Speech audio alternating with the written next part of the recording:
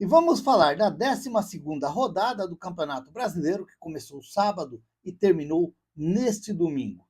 Rodada que teve 29 gols e teve como destaque negativo a derrota do Santos para o Fluminense na Vila Belmiro. Mas antes aqui, eu só quero lembrar que amanhã, às 15 horas, feriadão, vamos ter Santos e Cuiabá no CT Rei Pelé, jogo válido da 7ª rodada do Campeonato Brasileiro Sub-20. Olha que legal. Dá para a gente acompanhar os meninos da Vila amanhã jogando pelo Campeonato Brasileiro Sub-20. Lembrando que o Santos é o quarto colocado com 11 pontos ganhos. O Palmeiras, que é o líder, com 16 pontos. O Vasco, que é o segundo, com 15. E o Cruzeiro, que é o terceiro colocado, com 13 pontos ganhos. Aí a gente tem o Santos ali no G4 do Campeonato Brasileiro Sub-20. É legal acompanhar os meninos da Vila. Então, para quem tem esse tempo, já que é feriado, principalmente para mim, que eu não vou viajar, se Deus quiser, vai dar para a gente acompanhar, porque parece que vai passar na Santos TV, e aí é legal a gente ver o pessoal lá narrando os gols dos meninos da Vila, que eu acredito que vai sair gols amanhã. E também aqui a notícia triste, né? Já que o goleiro do Santos, o Gabriel Brazão, acabou perdendo o pai dele no dia de hoje. Sentimentos aí para o Gabriel Brazão, para toda a família do Gabriel Brazão. Não é fácil perder o pai, ou quem quer que seja da família, pessoas próximas ali, como é o pai. E é assim mesmo, a vida é desse jeito. Ela vem, às vezes, com um baque forte e a gente tem que segurar. A gente tem que segurar. Todos nós vamos passar por isso, se já não passou. Eu, no meu caso, já passei. Perdi minha mãe, eu tinha apenas 10 anos. Perdi meu pai agora em 2014. Perdi um irmão o ano passado. Perdi um outro irmão em 2003. E assim vai a vida. Vai a vida, vai tocando para frente. O Brazão, que foi hoje cedo, que eu fiz um short aqui, dizendo que foi talvez, na minha opinião, o grande responsável da derrota do Santos ontem para o Fluminense na Vila Belmiro. Para mim, o Brazão não foi feliz no jogo de ontem, e o Brazão, se a gente analisar direitinho, ele não vem sendo feliz nos últimos jogos do Santos.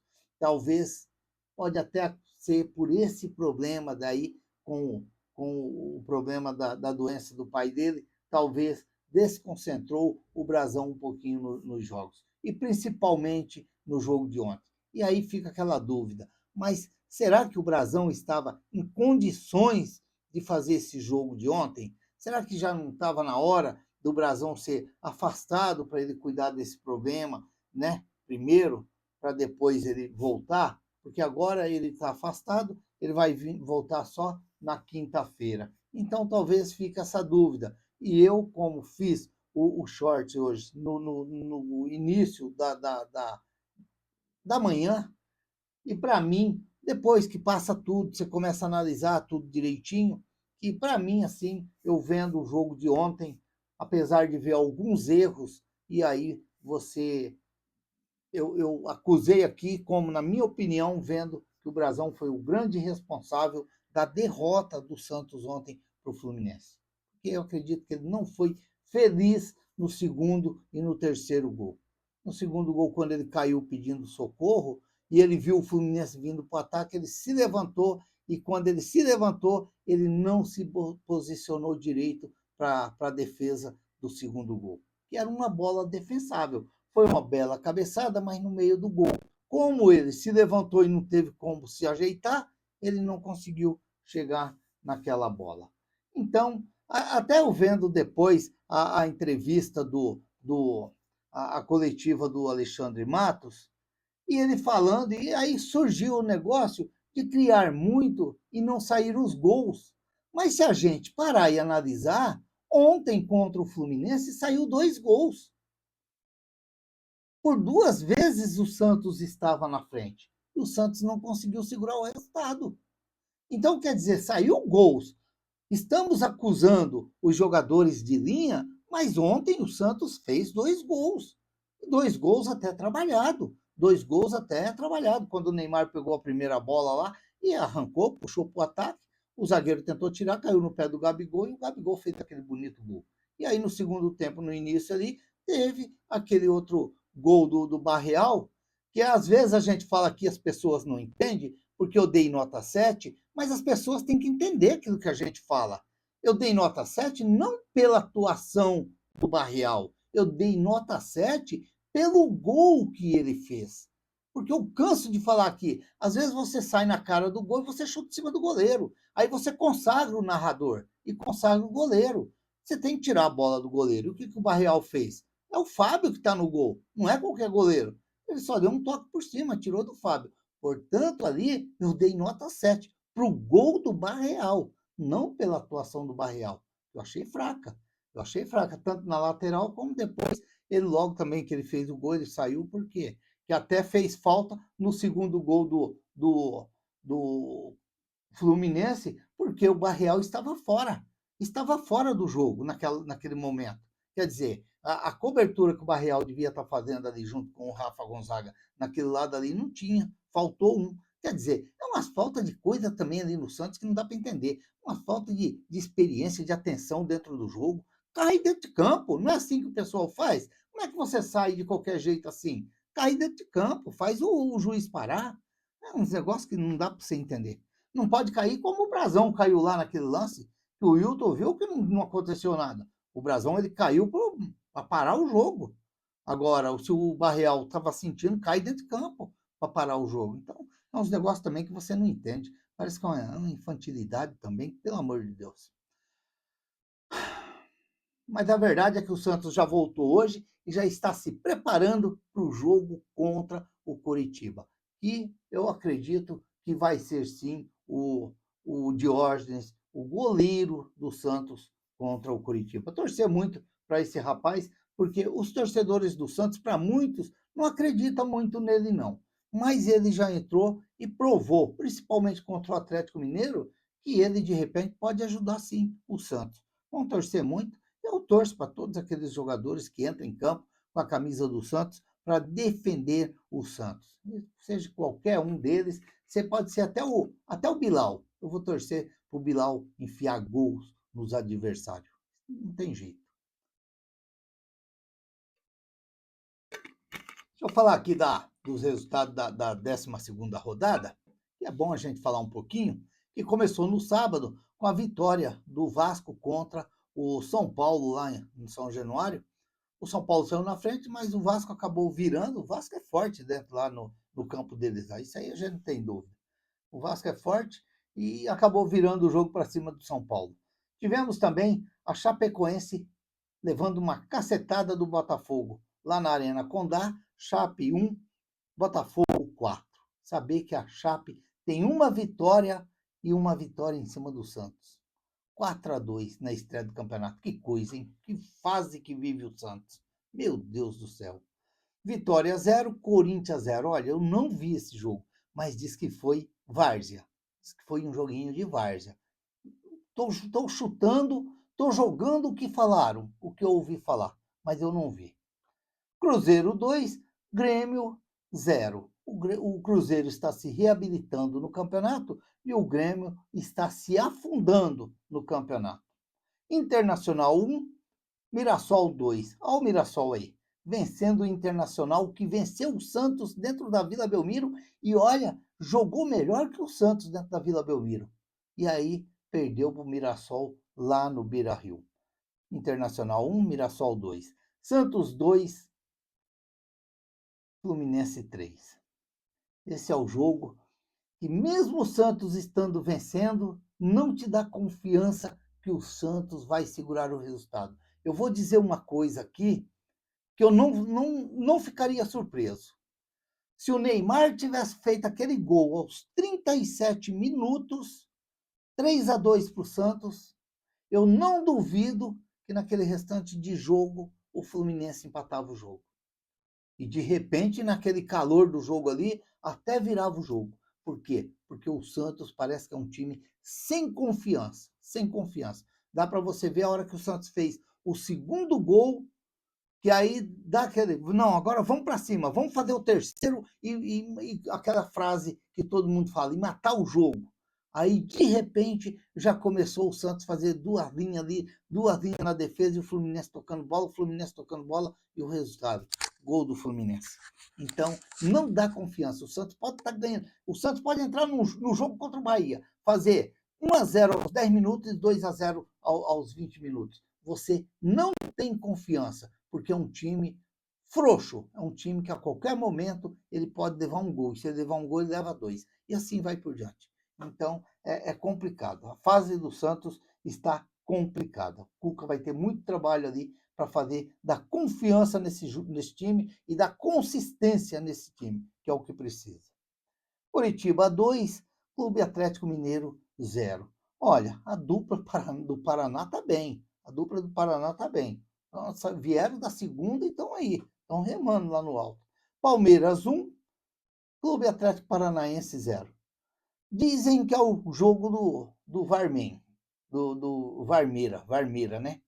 Porque teve um lance lá estranho, muito estranho, mas, como se diz, não dava nem para você definir se foi ou se não foi, mas foi um rolo lá e acabou o árbitro, deu dentro de campo, foi no VAR e anulou e segue o jogo. Palmeiras 1, Clube Atlético Paranaense 0. É igual o Nel fala, não dá para entender. O Palmeiras não faz aquele jogo espetacular, mas ele ganha jogos. Ele é consistente, ele é consistente. É isso que eu falei do Santos agora. O Palmeiras é um time consistente. Ele faz 1-0 aos 5 minutos do primeiro tempo e ele termina o jogo ganhando de 1-0 e os caras não conseguem fazer um gol no Palmeiras. Totalmente diferente do Santos. Se ele fazer 1-0 no primeiro tempo, ele no segundo tempo, ele corre risco de perder o jogo. Se ele fizer 2-3, a mesma coisa. Red Bull Bragantino 4, o Remo 2. Estava 2-2, eu vi esse jogo, estava 2-2, mas depois o Bragantino acabou fazendo 4-2, parece que tinha, até então que eu vi, era 3 gols do Isidro Pita. Olha, Paraguai ele, fazendo gols lá no Bragantino. Flamengo 2, Bahia 0. Tá aí o Bahia, que é o próximo adversário do Santos. Resultado normal para mim também. O Palmeiras é o líder com 29 pontos ganhos com 12 jogos. O Flamengo é o segundo com 23 pontos em 11 jogos. E o Fluminense o terceiro com 23 pontos em 12 jogos. São Paulo, que é o quarto, com 20 pontos em 12 jogos. O Bahia, que é o quinto, com 20 pontos em 11 jogos. O Clube Atlético Paranaense com 19 pontos, 12 jogos. O Coritiba com 19 pontos, 12 jogos. O Red Bull Bragantino com 17 pontos em 12 jogos. O Botafogo, que é o nono, com 16 pontos em 11 jogos. O Vasco, que é o décimo colocado, com 16 pontos em 12 jogos. O Vitória, que é o 11º, 15 pontos em 11 jogos. O Clube Atlético Mineiro, 14 pontos, 12 jogos, em 12º. O Grêmio, 13º, com 13 pontos, 12 jogos. O Internacional, com 13 pontos, 12 jogos, é o 14º colocado. O Santos, que é o 15º colocado, com 13 pontos em 12 jogos. E aí, ó, uma perna lá, outra cá e o buracão embaixo, tá o Cruzeiro, com 13 pontos em 12 jogos. E ó, na estradinha de terra. Abrindo o caminho do poeirão, vem o Corinthians, em 17º colocado, com 12 pontos em 12 jogos, uma média de Série B para o Corinthians também. 18, 18º, o Mirassol, com 9 pontos em 11 jogos. Em 19º, vem o Remo, com 8 pontos em 12 jogos. E olha, no meio da buraqueira, no meio do poeirão, desvia de um buraco, passa dentro do outro, batendo a cabeça nos vidros do ônibus, vem a Chapecoense, com 8 pontos em 11 jogos. Olha que situação da Chapecoense. Pior para o Santos, que o Santos conseguiu levar 4 gols da Chapecoense na estreia do Campeonato Brasileiro. Não dá para você entender. Não dá para você entender. E depois do Santos estar vencendo o jogo de virada, por 2-1 e fazendo um bom jogo. De repente, desandou tudo. Parece aquelas dor de barriga que dava na molecada na escola ou em casa mesmo. O moleque não dava nem tempo de entrar no mitório. A gente falava no mitório, na privada. Era assim, lá no sítio era assim, na privada, lá na casinha. O moleque corria, era atrás mesmo. Era atrás, ou então lá na moitinha. E aquilo desandava tudo. Foi o caso do Santos lá contra a Chapecoense. Fazendo aquele jogo bonito, de repente, acabou tudo. De repente, 3 gols, um atrás do outro. E a festa da Chapecoense. Aí já acharam que ia ser campeão brasileiro. Meu Deus. Ó, a próxima rodada começa sábado. Botafogo Internacional no Mané Garrincha. Bahia e Santos às 18h30 na Arena Fonte Nova. O Internacional e o Botafogo às 18h30. No sábado também, Remo e Cruzeiro às 18h30 lá no Baenão. No sábado também, São Paulo e Mirassol às 21 horas no Brinco de Ouro da Princesa. No domingo, Corinthians e Vasco às 16 horas na Neoquímica Arena. Também no domingo, Red Bull Bragantino, não, Grêmio e Curitiba às 16 horas na Arena. Na Arena do Grêmio. No domingo, Palmeiras e Red Bull Bragantino e Palmeiras às 18h30 no Cícero de Souza Marques. No domingo também, Clube Atlético Paranaense e Vitória às 18h30 na Arena da Baixada. No domingo, Fluminense e Chapecoense às 20h30 no Maracanã. E também no domingo, Clube Atlético Mineiro e Flamengo às 20h30 na Arena MRV lá em Minas. Acho que falei todos, acho que eu não deixei nenhum para trás, não. Clube Atlético Paranaense e Vitória, acho que eu falei. E o artilheiro do campeonato é o Carlos Vinícius, que há muito tempo está com 7 gols. Ele nem sai dos 7 e ninguém chega nos 7. Que coisa, que fase também está os artilheiros do Campeonato Brasileiro. Não está fácil também para ser artilheiro do campeonato. Está complicado também. Portanto, vamos aguardar aí. Bons jogos para a gente acompanhar no final de semana. Tem vários jogos grandes. Dá para você acompanhar o seu e dar uma secadinha no do amigo. E assim, para dar aquela conversinha melhor no dia seguinte. Portanto, está aí o falatório da 12ª rodada do Campeonato Brasileiro. Se inscreva no canal, deixa seu like, faça seus comentários, ative o sininho para receber as notificações. Eu sou o Raul Schott, ficam todos com Deus, até o próximo vídeo, se Deus quiser.